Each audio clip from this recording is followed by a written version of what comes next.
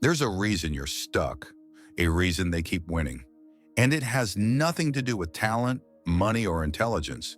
That invisible hesitation before you speak, the reflex to downplay your success, the guilt you feel for wanting more than average.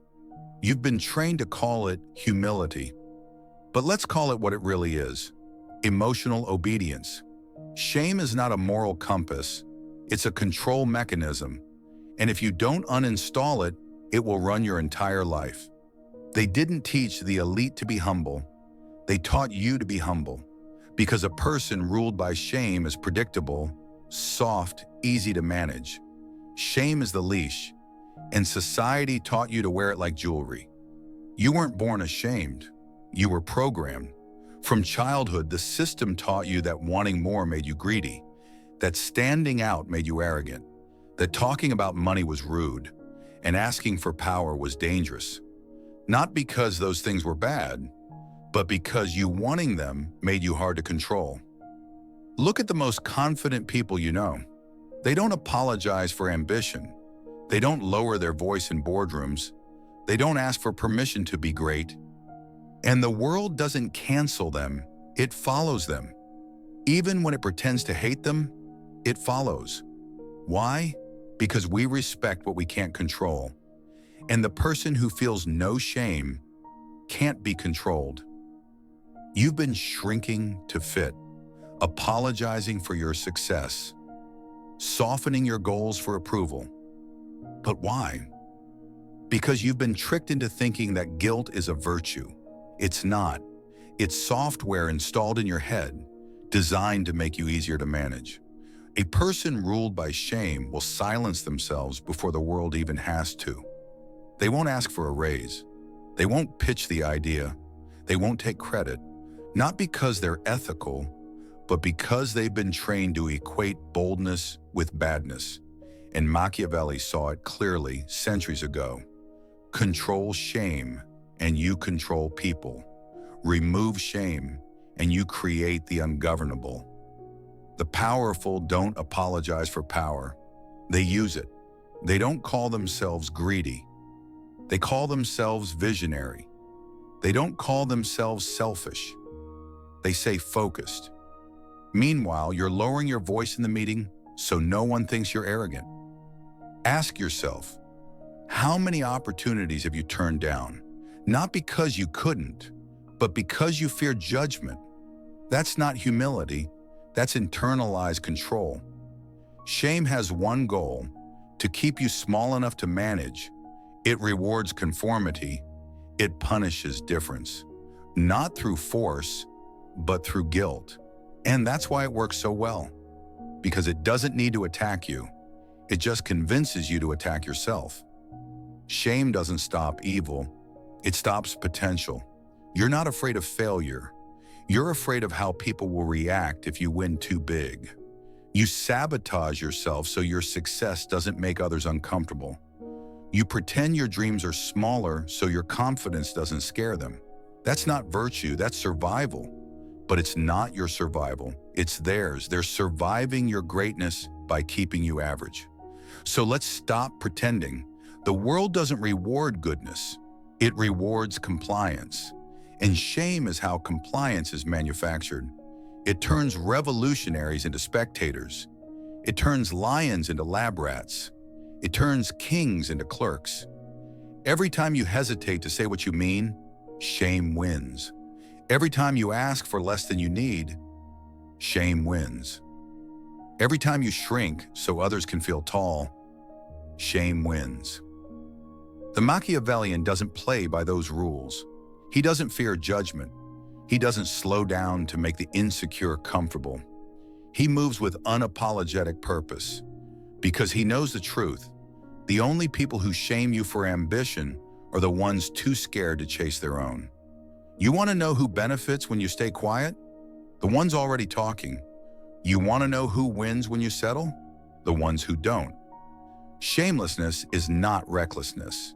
It's emotional independence. It's standing in a room full of people who don't understand you and not explaining yourself. It's walking away from a table that only offers scraps and building your own. It's looking power in the face and saying, I deserve to be here. And that's why the world fears the shameless, because they can't be coerced, manipulated, or broken with public opinion. That's the real game. Not fame, not money. Freedom from the need to be liked. Now ask yourself the hard question. What would I do if I stopped apologizing for who I am? Because whatever the answer is, that's who you were meant to be before the world taught you to feel guilty for it. You've made it this far, so let's finish what they tried to stop you from starting.